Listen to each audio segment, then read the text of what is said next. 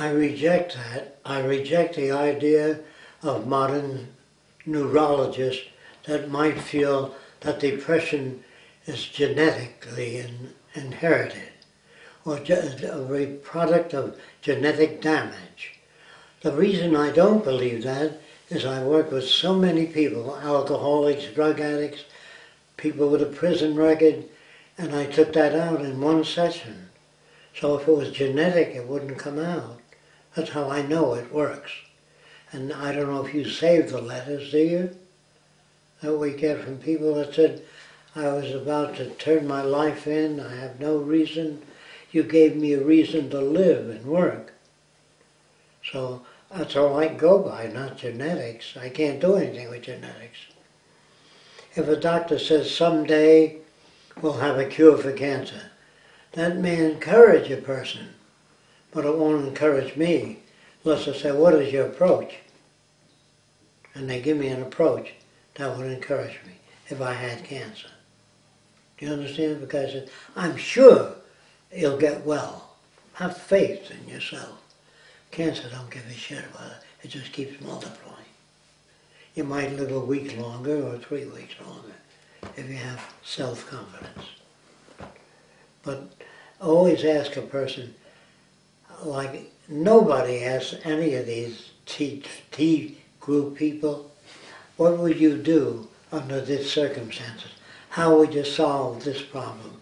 How would you get the Democrats to see the Republican point of view? They never talk about that. They talk about their own limitations.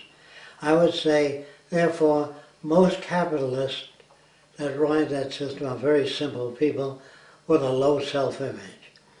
Now, I did mention in the past that psychologists have a higher suicide rate than normal. That means they undergo depression. And if they really ask the question, what is depression? So I don't know. Then a guy writes a theory of genetics, of the genes. That doesn't take away the depression. Do you understand that? Taking drugs might tranquilize you, or drinking alcohol when you're depressed might take you out of your self-image. You just sit there and look around. It makes you feel relaxed and comfortable. Next day is a hangover and a depression if you don't deal with it. Now you can't deal with it if you don't even know how to go about looking into it. So let me show you how you go about looking into what is a depression. You read the books on genetics and you understand that pills can make a person feel more in equilibrium. Is the chemistry of the body in equilibrium? If you're depressed, yes. Your digestive system stops. A lot of other things manifest themselves. But if you feel positive about what you're doing, if you're sawing a tree down, I hate to do this, well, you poison yourself. Do you understand what I mean? Anything you do that you don't like. But if you say, I have to repair that model or clean it, and that's going to take about 2.5 hours. That depends on your predictability. If it takes 5 hours, you might be disappointed. Not in the vision, not in the mistake, in your estimation. Do you understand? It's your own estimation. If you figure it should take you 3 days to do a given job, if it takes 23 days, you may get disappointed. So I don't know how long it'll take, but I'm going to check it out. And you do a certain amount of work, and you predict the next, and if it comes close, you can use that method of predictability. Is there anything, did you get this message? This is how you deal with depressed people. And that's what depression is, unless you have further questions. Put it out there, let's see how it works. If you get a response saying, you know, that really helped a lot. Psychiatrists don't even know what the question is. They think some people are depressed and others aren't. And some are happy-go-lucky no matter what. They have a self-image even though it's false. If you feel, if you're a minister and you administer people's problems and they feel good about it, you feel you're doing something useful. There are ministers that feel that they're administering to human need. And as long as the person says, God bless you, thank you, you've helped me a lot. Whatever the minister did helped them. But if the minister was an operational linguist, and he helped them to understand what they're going through and why people get depressed, I think that's better than comforting them, saying, you'll pull out of it, I have every confidence that you will. Well, if your minister says that, there may be a basis for it, but it's not real. Knowing the difference is a problem. Well, the Tea Party has a group of people that believe in the structure of this economic system. Why? Because they're successful in it. A military man that's awarded a higher position, if he gets to be captain or lieutenant colonel, he gets reward for it. So he feels very proud. The more merit badges he has, the greater he feels. If a Nazi has a lot of merit badges, the Jew don't feel too good about that. But the Nazi feels great about it. Do you understand? So what is a reinforcer? Whatever the hell reinforces people.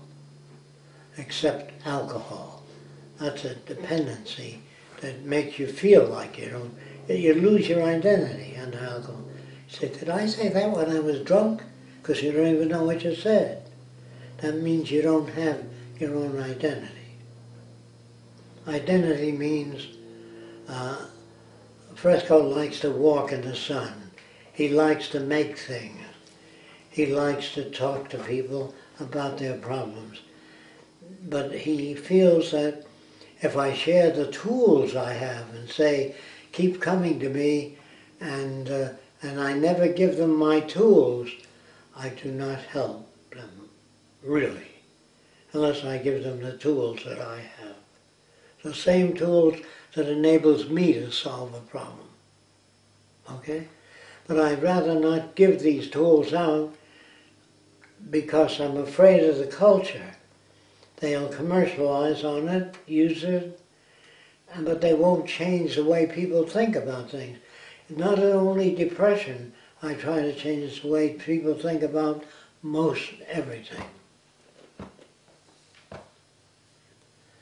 Now, if you don't understand what I'm saying, you might even hate what I'm saying, or say that doesn't answer the question. I remember in your old lectures you used to tell people to write a list when you're feeling better, when you're not depressed. Write a list of all the things you like to do, all the things you don't like to do, and then when you're depressed, look at the list and just do those things that you like to do. And when you're depressed, you don't feel like doing it. But you used to use that as a tool, didn't you? Yeah, well, it worked at the time. All I can say is I'm giving you the focal point of a depression. Loss of self-image. Who am I? Where am I going? What is my life about? I don't know. I don't even know if I'd be successful in anything. That's no self-image. You're always successful at something.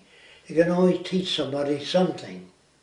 You're not totally a total failure. If a person comes to me and says, I'm depressed, that's better. If they come here. Well, you give them a social awareness. And football is really a little spot in entertainment. But when you inform people, it changes a lot of things. See, football just makes the game pleasant, but if you lose, you're depressed. And they get into fights a lot. I don't know if you know that, all over the world. So it isn't a good thing. No competitive sports. When a guy hits a golf ball and it misses, he throws a stick down on the ground. The putt, is that what you call it? He throws it on the ground. He feels bad. And when the audience applauds when he hits it and it goes in the hole, they applaud. Makes him feel good. He has a self-image. But if he hits it and it doesn't go in the hole, the audience just looks on. They don't reinforce him. So if I designed a magnetic system in the hole and a steel ball in the golf, even if he missed it, it'd be doing in the hole. You know, what do you want? It's just such a ridiculous game of hitting a golf ball and looking for it. What's a ridiculous game? Or racing cars around in a circle. If you get your kicks out of that, It's because you have a low self-image and you love it when the audience says you won that race. You did a beautiful job. You know, and that is a moment in time. But the things we are working on are everything. The games of the future, things of that sort. Now, a game of the future, a typical game of the future, is not made by people who make games. They would be like this. There'd be a map, and then you'd find out which state has most cancer, and you put these little beads there, and the other state that has the least amount of cancer. You know, when you're through playing the game, you know what the hell exists in America. You know the states with the highest divorce rate, the highest crime rate, where there's more poverty. If you find out that poverty encourages aberrant behavior, then if you don't want to do anything about it, you don't understand that problem. If you give a working man a little above the standard of living, so he can buy a television set, a radio, a cell phone, if you just give him enough to live on, you don't build a steady person, a loyal person. If a person has a little more than they need, they'll come back to work. If you give them more than they need, they won't show up. So the money system kills incentives to go to work. And people say, fuck it, I'm not going on. I'm going to call in sick. You ever hear that? So they call in sick. But that isn't the answer. You should be obedient to your corporation. That's a control device, you know. I love my company. If you love your company, you know, that's no self-image at all. The union has a self-image. They like to see the company succeed, but they like a piece of the action. So instead of making $18 a week, they go on strike and they get $25 a week. But the company loses the competitive edge because they have to raise the price of their product. So they hate unions because it lowers their standard of living. The unions love unions, the members. It raises their standard of living. Everybody is right. That's the trouble with the world. But nobody knows what to do. Nobody wants to give up their position of advantage. I don't know how much of this you're going to stick out there, but okay. Take it from here.